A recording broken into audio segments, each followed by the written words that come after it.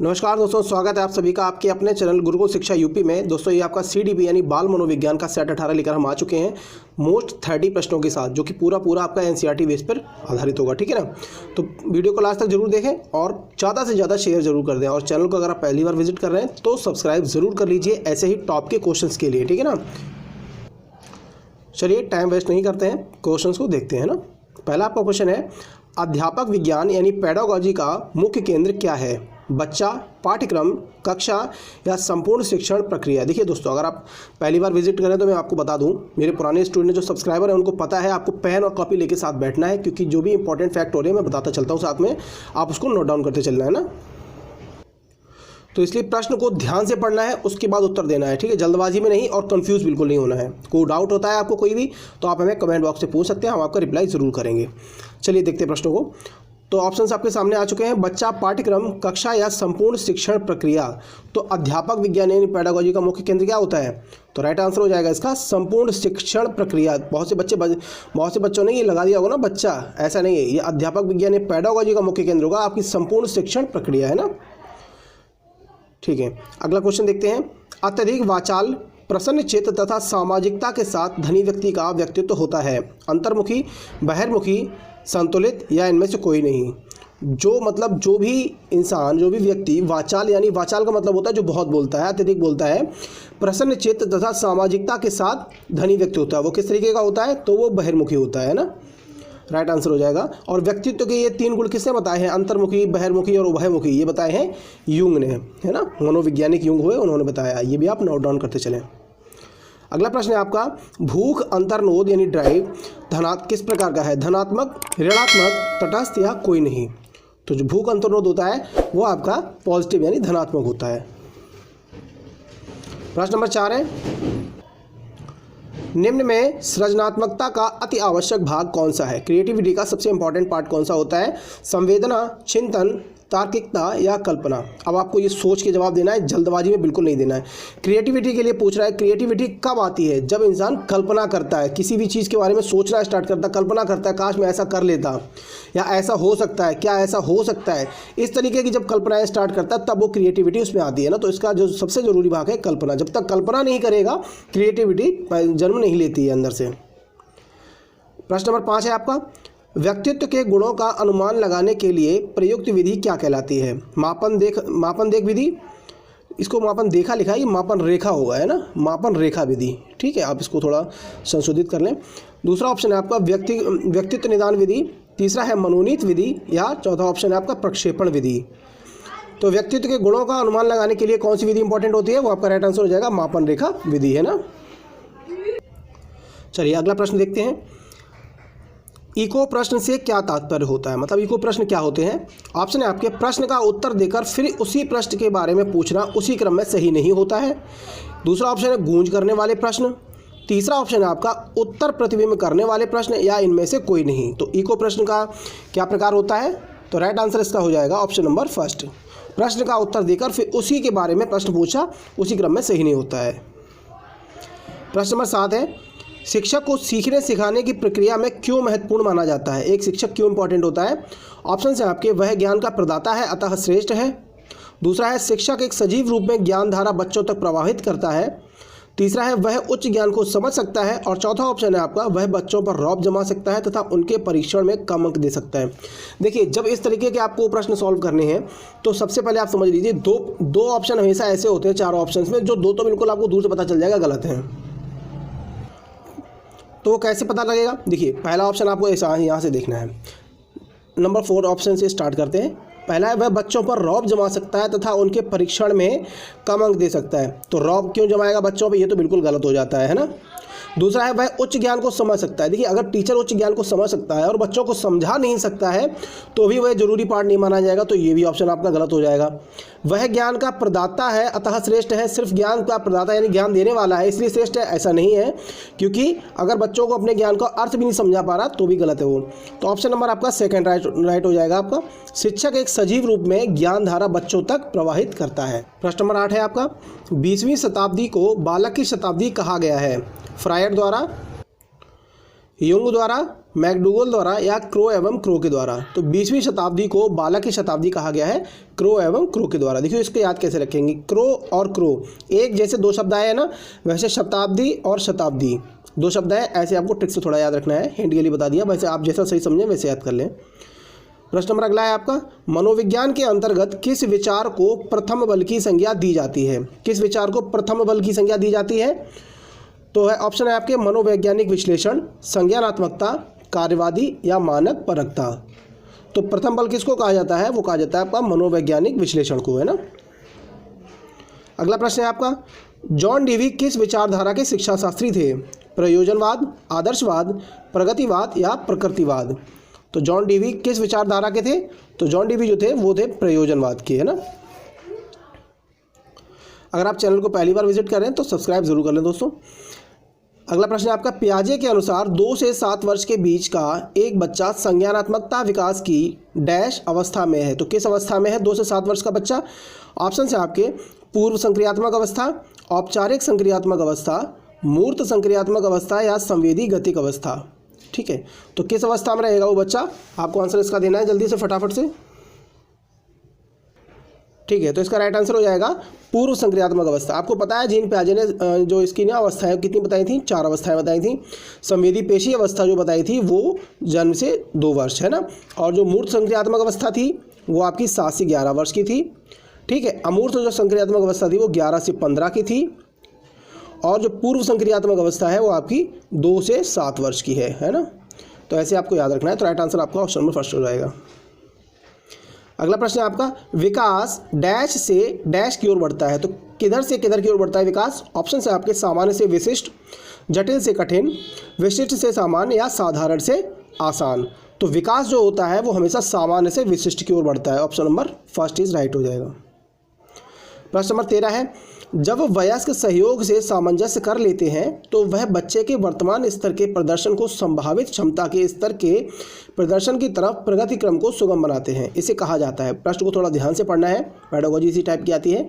Option है आपके समीपस्थ विकास, सहयोग देना, सहभागी अधिगम या सहयोगात्मक अधिगम। तो इसको क्या हो जाएगा? राइट आंसर सहयोग देना। प्रश्न नंबर 14 है, नवीन जानकारी को शामिल करने के लिए वर्तमान स्कीमा यानी अवधारणा में बदलाव की प्रक्रिया क्या कहलाती है? अनुकूलन, आत्मसातीकरण, समायोजन या अहम केंद्रित? तो प्रक्रिया कहलाती है आत्मसातीकरण। प्रश्न नंबर 15 है आपका, मध्य वाले अवस्था में भाषा डैश के बजाय डैश अधिक है। किसके बजाय किधर अधिक होती है? आपको ऑप्शन देख लेने हैं। अहम केंद्रित, समाजीकृत, समाजीकृत अहम केंद्रित, जीववादी या समाजीकृत या परिपक्व या अपरिपक्व? तो जो मध्य वाले अवस्था होती है उस पे जो भाषा होती है ना, समाजीकृत एवं अहम केंद्रित, समाजीकृत के बजाय अहम केंद्रित अधिक होती है। तो राइट आंसर आपका हो जाएगा ऑप्शन नंबर सेकेंड। अगला प्रश्न है आपका, बाल केंद्रित शिक्षा में शामिल है बच्चों के लिए हस्तपरक गतिविधियां, बच्चों का एक कोने में बैठना, प्रतिबिंबित परिवेश में अधिगम या वे गतिविधियां जिनमें खेल शामिल नहीं होते हैं। तो बाल केंद्रित की बात कर रहे हैं, तो बाल केंद्रित शिक्षा कैसी होती है? बच्चा कोने में थोड़ी बैठेगा, तो ये तो गलत हो जाता है आपका, है ना। वे गतिविधियां जिसमें खेल शामिल नहीं होते, ऐसा भी नहीं है। बच्चे के लिए खेल तो बहुत इंपॉर्टेंट चीज़ होती है। अब आपके बच्चे 2 ऑप्शन, इनमें से आपको राइट बताना है। प्रतिबिंबित परिवेश में अधिगम या बच्चे के लिए हस्तपरक गतिविधियां। आपको पता है बच्चा जब तक जिन गतिविधियों में खुद शामिल नहीं होगा, जो खुद करके नहीं सीखेगा, तब तक वो नहीं सीखता है ना। खुद करके सीखना सबसे अच्छी विधि होती है। तो राइट आंसर आपका ऑप्शन नंबर फर्स्ट हो जाएगा बिना सोचे समझे। प्रश्न नंबर अगला है, जब एक शिक्षक यह समझता है कि स्वाभाविक रूप से लड़के गणित में लड़कियों से अच्छे हैं, यह दर्शाता है कि अध्यापक है नीतिपरक, लिंग पक्षपाती, शिक्षाप्रद या सही दृष्टिकोण वाला। अच्छा, वो यहाँ पे आपको पता है लड़के और लड़की में फ़र्क समझ रहा है ना, कि लड़के लड़कियों से अच्छे हैं या लड़कियाँ घर के काम में लड़कों से अच्छी होती हैं। तो ये जो होता है लिंग पक्षपाती यानी जेंडर पक्षपाती होता है। राइट आंसर सॉरी अगला प्रश्न है आपका, समावेशी शिक्षा मानती है कि हमें डैश को डैश के अनुरूप बदलना है। तो किसको किसके अनुरूप बदलना है आपको बताना है। बच्चे व्यवस्था, व्यवस्था बच्चे, परिवेश परिवार या बच्चे परिवेश। तो राइट आंसर क्या हो जाएगा? समावेशी शिक्षा यह मानती है कि हमें व्यवस्था को बच्चे के हिसाब से चलना है। तो राइट आंसर आपका सेकंड हो जाएगा। अब बच्चा अगर आपका कमज़ोर दिमाग का है तो उसके मानसिक स्तर थोड़ा कम है, तो आपको अपनी शिक्षण प्रक्रिया में भी बदलाव उसी हिसाब से करना पड़ेगा जो उसके मानसिक स्तर को समझ सके, है ना। तो व्यवस्था को बदलना है, ना कि बच्चे को बदल देना है, ठीक है। अगर बच्चे को आप व्यवस्था के अनुरूप बदलेंगे तो कैसे बदल पाएंगे? समायोजन नहीं हो पाएगा ना।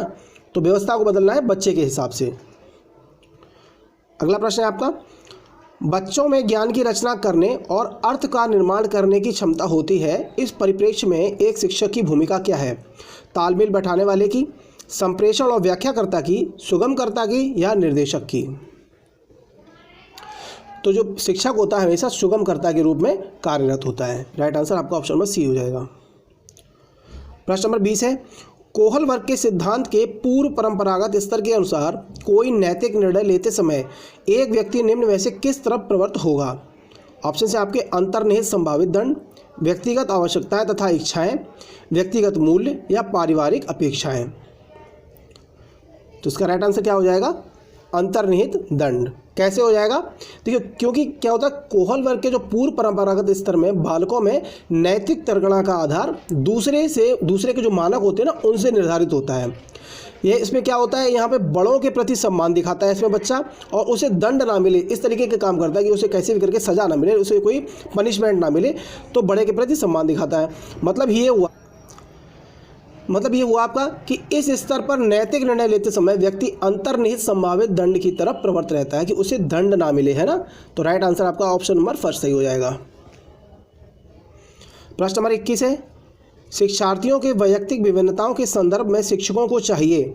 ऑप्शन से आपके विविध प्रकार के अधिगम परिस्थितियों को उपलब्ध कराना, निगमनात्मक पद्धति के आधार पर समस्याओं का समाधान करना, कलन विधि का अधिकतर प्रयोग करना या याद करने के लिए शिक्षार्थियों के तथ्य को उपलब्ध कराना।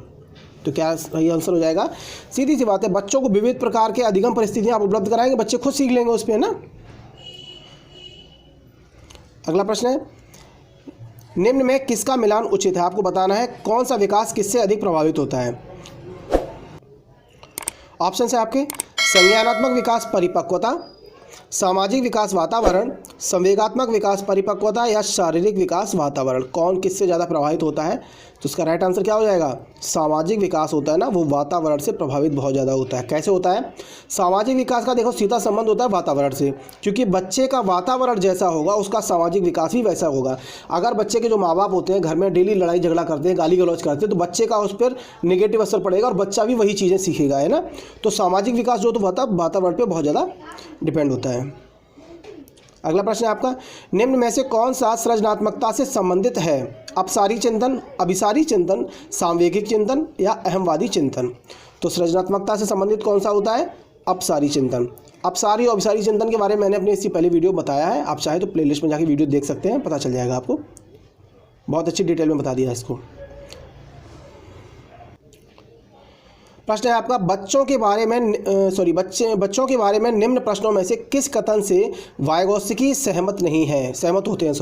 तो वाइगोत्स्की थोड़ा गलत लिखा है यहाँ पे, वाइगोत्स्की सहमत होते हैं। तो ऑप्शन है आपके बच्चे समवयस्क और वयस्कों के साथ सामाजिक अंतःक्रियाओं के माध्यम से सीखते हैं, बच्चे तब सीखते हैं जब उनके लिए आकर्षक पुरस्कार निर्धारित किए जाएं, या ऑप्शन है आपका तीसरा, बच्चों के चिंतन को तब समझा जा सकता है जब प्रयोगशाला में पशुओं पर प्रयोग किए जाएं, या ऑप्शन नंबर 4 है बच्चे जन्म से शैतान होते हैं और उन्हें दंड देकर नियंत्रित किया जाए। दंड तो देना ही नहीं है बिल्कुल भी। देखिए ये वाला तो आपको गलत हो जाता है ना, इसका भी कोई औचित्य नहीं है। पशुओं पर जो है प्रयोग किया जाए, बच्चे तब सीखते हैं जब उनके लिए आकर्षक पुरस्कार निर्धारित किए जाए, ये भी कुछ हद तक सही है। और ऑप्शन नंबर आपको फर्स्ट भी देखना है, बच्चे समवयस्क और वयस्कों के साथ सामाजिक अंतःक्रियाओं के माध्यम से सीखते हैं। अब आपको इन दोनों में से थोड़ा सही से चुनना है। देखिए मैंने आपको बताया 2 ऑप्शन तो आपको दूर से दिख जाएगा गलत है, 2 में से आपको हमेशा थोड़ा ज़्यादा अच्छा जो है, तो ज़्यादा अच्छा इसमें ये वाला दिख रहा है, बच्चे वयस्कों और समवयस्कों के साथ सामाजिक अंतःक्रियाओं के माध्यम से सीखते हैं। तो ऑप्शन नंबर फर्स्ट आपका ज़्यादा सही है, ठीक है। अगला प्रश्न है आपका, बच्चों की त्रुटियों के बारे में निम्न में से कौन सा कथन सत्य है? ऑप्शन है आपके असावधानी के कारण बच्चे त्रुटियां करते हैं, दूसरा है बच्चों की त्रुटियां उनके सीखने का प्रमुख अंग होती हैं, ठीक है ना, बच्चे तब त्रुटियां करते हैं जब शिक्षक सौम्य हो और उन्हें त्रुटियां करने पर दंड ना देता हो, चौथा ऑप्शन है आपका बच्चों की त्रुटियां शिक्षक के लिए महत्वहीन हैं और उसे चाहिए कि उन्हें काट दें, उन पर ध्यान अधिक ना दें। देखिए बच्चों की त्रुटियों के बारे में सबसे अच्छा इंपॉर्टेंट है, बच्चे गलतियों से ही सीखते हैं, है ना। तो बच्चे की त्रुटियां उनके सीखने की प्रक्रिया का अभिन्न अंग होती हैं। जब बच्चे गलती करेंगे तो दोबारा उसी से सीखेंगे। इसमें टीचर को बिल्कुल भी नेगेटिविटी नहीं सोचनी, बच्चा गलत कर रहा है तो मतलब गलत है, बच्चा पिछड़ा है, ऐसा कुछ नहीं है। बच्चा गलती कर रहा है तो उसकी प्रक्रिया का अभिन्न अंग होता है, ये सीखने की प्रक्रिया का, है ना। प्रश्न नंबर 26 है, सुरेश सामान्य रूप से एक बंद कमरे में अकेले पढ़ना चाहता है जबकि मदन एक समूह में अपने मित्रों के साथ पढ़ना चाहता है। यह उनके डैश में विभिन्नता के कारण होता है। तो किसमें विभिन्नता कारण होता है? मूल्यों में, अभिक्षमता में, अधिगम शैली में या परावर्तकता में। तो राइट आंसर क्या हो जाएगा? अधिगम शैली। ये अधिगम शैली, कुछ बच्चे होते हैं ना जो ग्रुप में स्टडी करते हैं और कुछ बच्चे होते हैं वो अकेले में स्टडी करते हैं, तो अधिगम शैली पर ये निर्भर करता है ना। अगला प्रश्न है आपका, एक बच्चा जो डैश से ग्रस्त है वह 100 और वाज यानी SAW और WAS और न्यूक्लियर और अनक्लियर में अंतर नहीं कर सकता है, तो वह किससे ग्रसित है बताना है आपको। डिसलेक्सिया, शब्द जबलिंग विकार, यहाँ पे डिस्प्रैक्सिया होना चाहिए या डिसमॉर्फिया। तो इसका राइट आंसर क्या हो जाएगा? डिसलेक्सिया ही होगा, ठीक है ना। यहाँ पे डिस्प्रैक्सिया होगा, थोड़ा गलत मिसप्रिंट है, कोई दिक्कत नहीं, आपको डिसलेक्सिया समझना है। डिसलेक्सिया होता है, क्या होता है मैं बता देता हूँ। यह एक प्रकार का मानसिक विकार होता है ना, मानसिक रोग होता है।